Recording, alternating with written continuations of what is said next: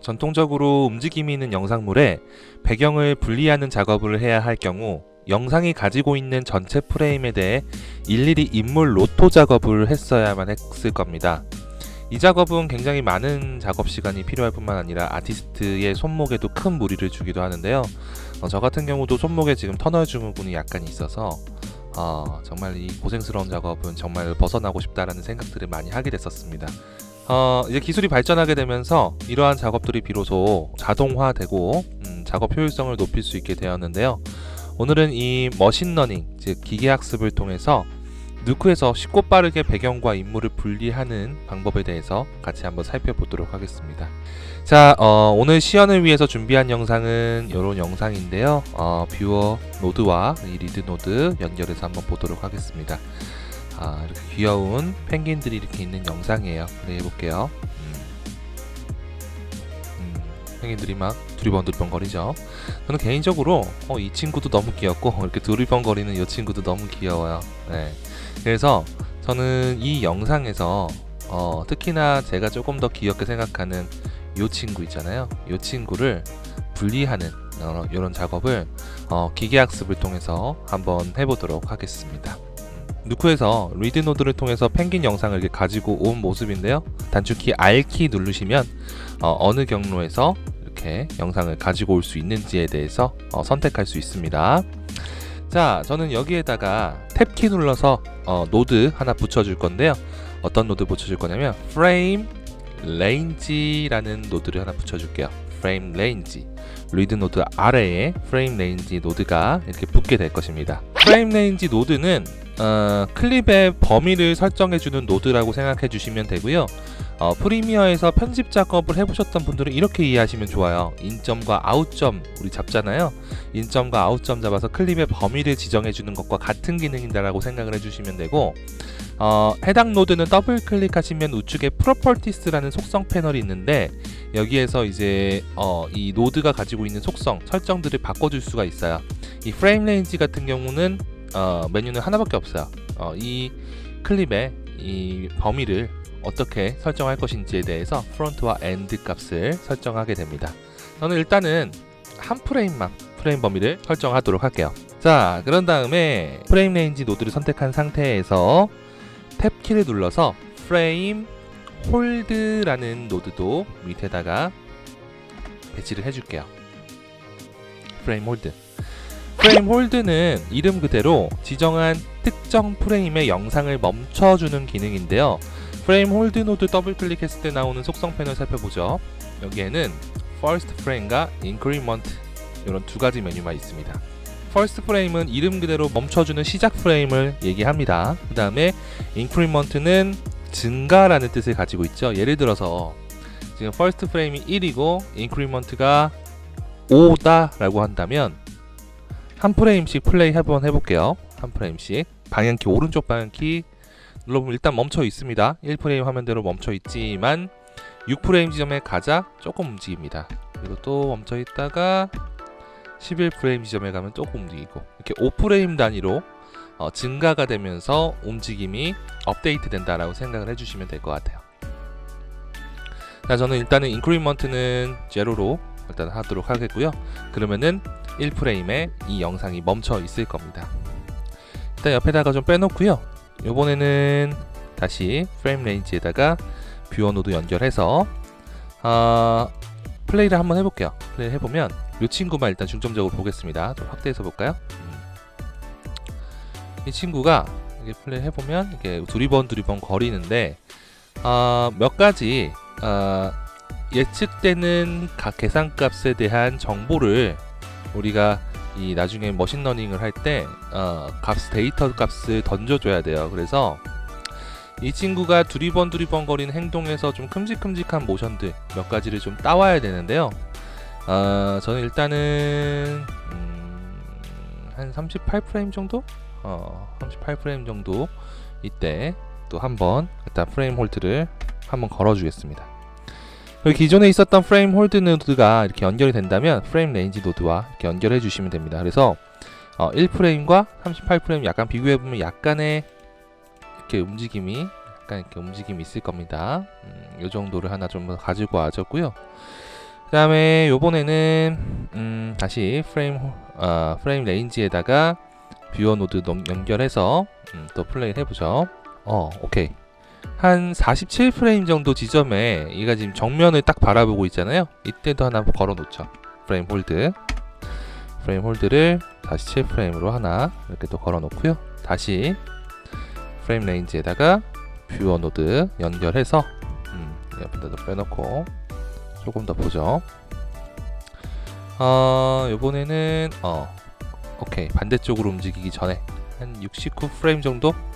이때도 프레임 홀드 하나 걸어 놓을 거고요. 프레임 홀드를 이렇게 해서 옆에다 빼놓는 게 낫겠죠? 오케이.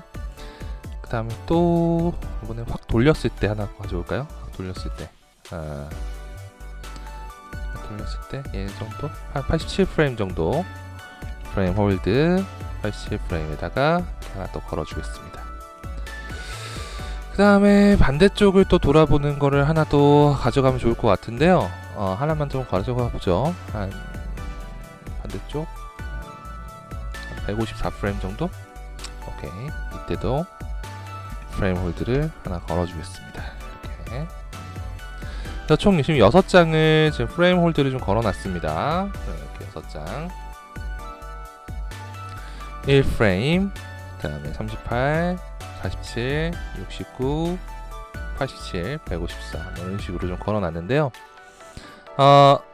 전통적인 방법이다라고 한다면 이 전체 프레임에 대해서 로토스코핑 작업을 해야만 했지만 이런 영상에서는 한 6장 정도만 걸어주면 조금 더 정확한 값을 얻을 수가 있어요. 그래서 이 6장에 대해서만 로토스코핑 작업을 해보도록 하죠.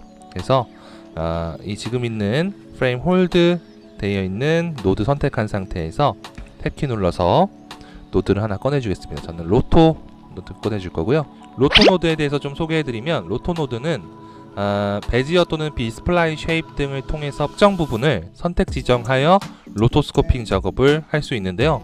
에펙이나 포토샵이 익숙하신 분들은 펜툴 기능이랑 좀 유사하다라고 생각해 주시면 돼요. 그래서 저는 이쪽에 보시면 이제 베지어 혹은 엘립스 커브에 대해서 이렇게 설정할 수 있는데, 전 베지어 커브를 통해서 작업을 해보도록 하겠습니다. 그래서 이 펭귄 좀 따주시면 되는데요.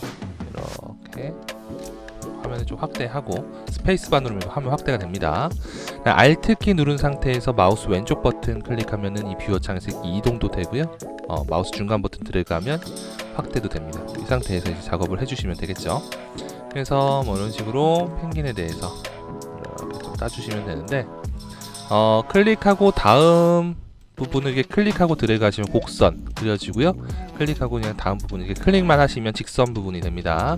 그래서 클릭하고 드래그해서 양쪽에 이제 곡선 핸들, 포토샵 사용하시는 분들은 익숙하실 거예요. 그 다음에 이 다음 방향을 나타내는 핸들이죠. 탄젠트라고도 부르고, 이 핸들은요 컨트롤 키 누른 상태에서 이렇게 하나씩 움직일 수도 있어요. 그래서 다음 방향 지정해주고 이런 식으로 뭔가의 로토스코핑 작업을 해주시면 됩니다.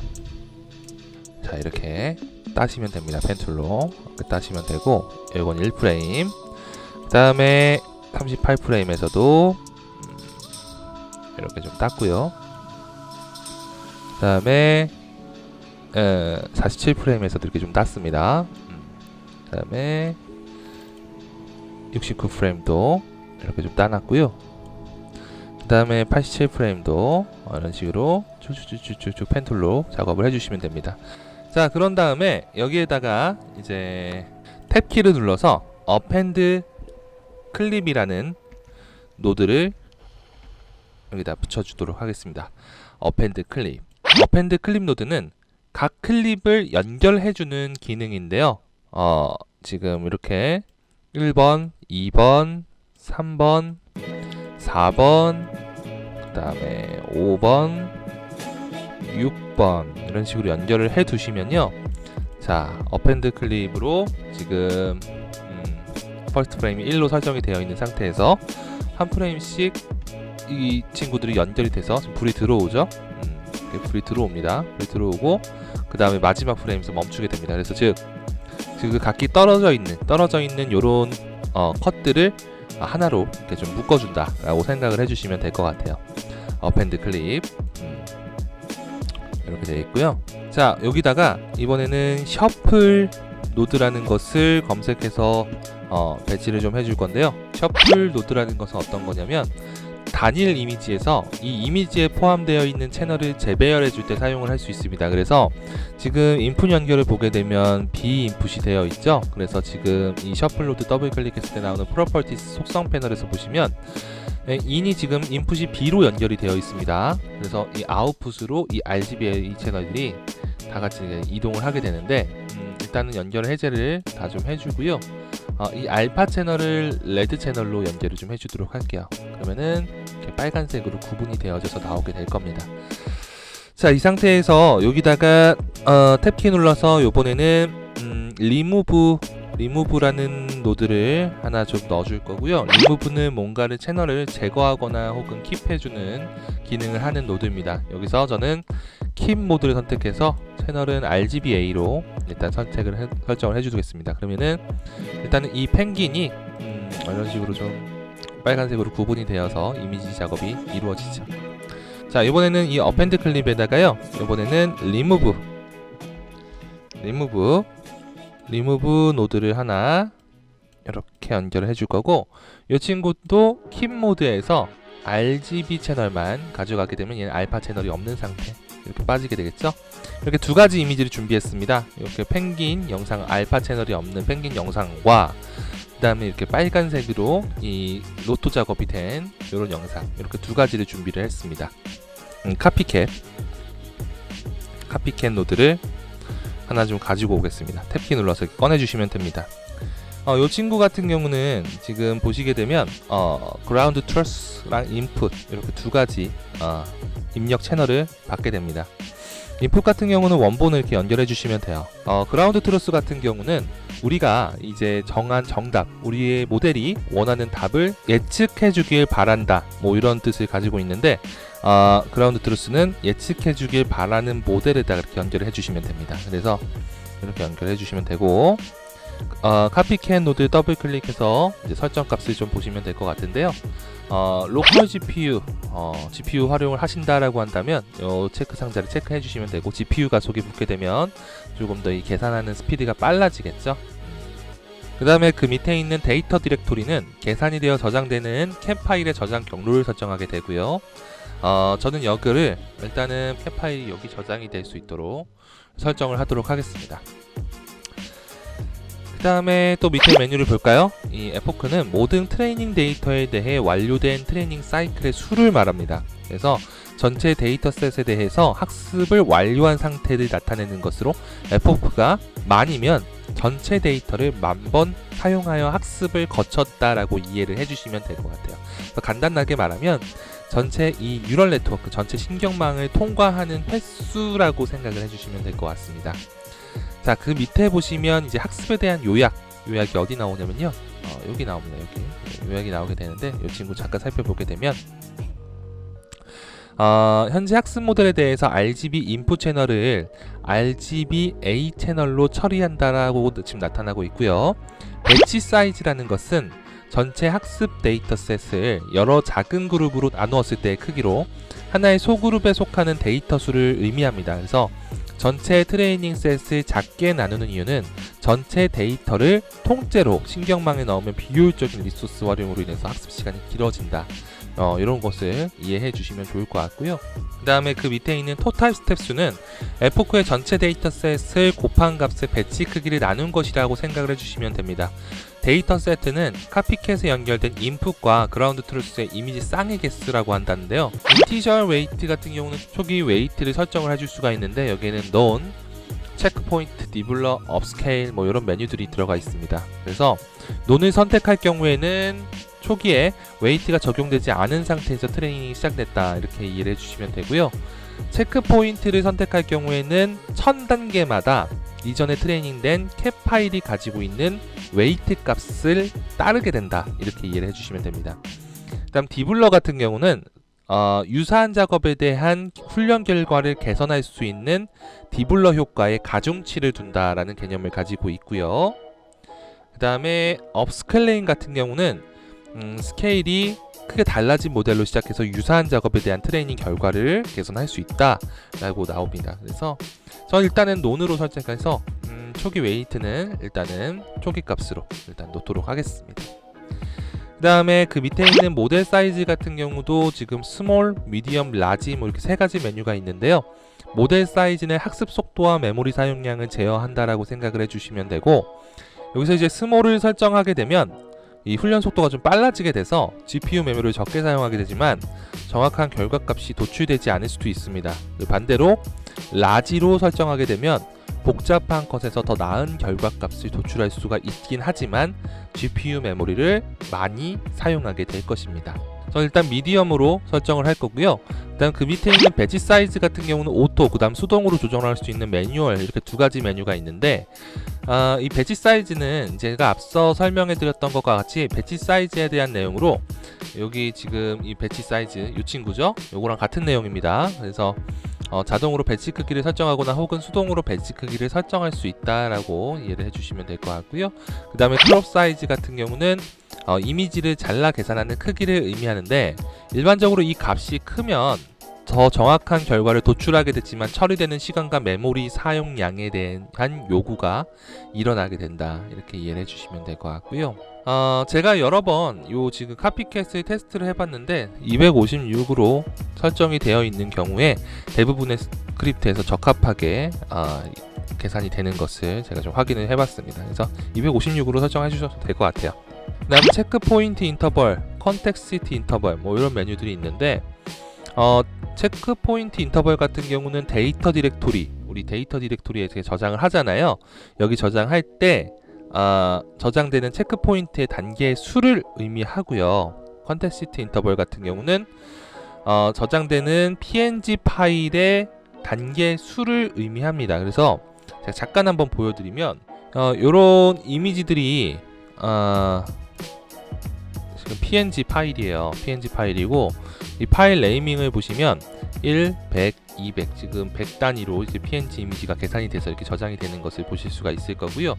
체크 포인트는 이것도 이제 1000 단위로 설정이 되어 있으면 1000, 2000, 3000 이런 식으로 인터벌을 가지면서 체크를 하게 됩니다.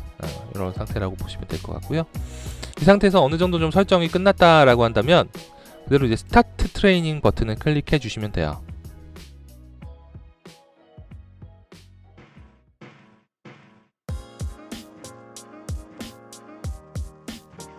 이제 저는 계산이 다 끝났고요.